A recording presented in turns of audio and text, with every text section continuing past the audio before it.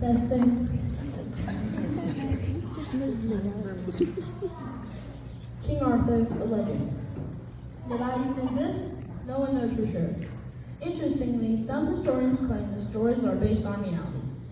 But many historians argue I was purely a legend. The legends describe a noble ruler of Britain during the 6th century and a handsome young man. I experienced my childhood as an orphan, but luckily that did not make it bad. At a young age, I acquired the British throne and lived adventurously until I died dramatically from a battle wound. I was born because my father made a magical deal with a wizard named Merlin in order to marry my mother.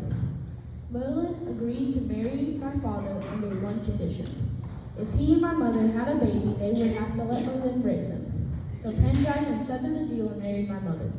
Soon after I was born, Merlin took me and left me with another family for 6 years until I was old enough for Merlin to raise me.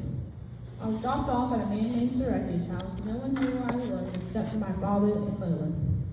Once I was old enough, Merlin spent many hours with me, teaching me about animals by magically turning me into animals and temporarily letting me explore the world as an animal. Growing up with Sir Ector's Kay's son was rough. Kay was a few years older than me, so he thought that gave him the right to make me his squire. I accepted that. However, I eventually got annoyed by Kay bossing me around, so I talked to Merlin. Merlin encouraged, "Do not envy Kay. He has a strong body but a weak character.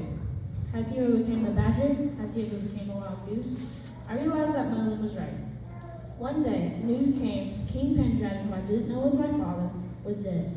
Everyone mourned the death of the king. Since there was no known heirs, they thought of a way that could decide the next worthy king in London.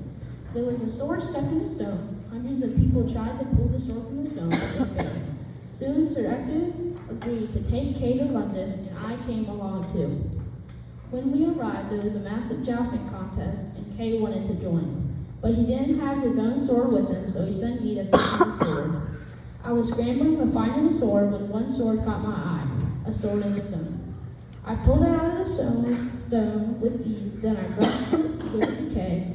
Instantly, Kay recognized the sword and brought it up to Sir Ector and said, "Look, father, I pulled the sword from the stone, so I'm ready to become the next king."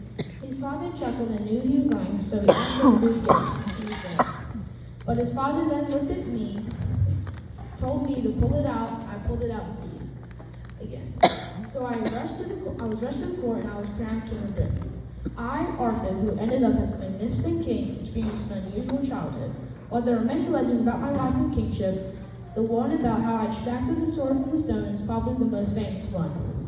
In the end, I sadly died by my own disloyal son's sword. People to this day still call me the man, the myth, and the legend. Thank you.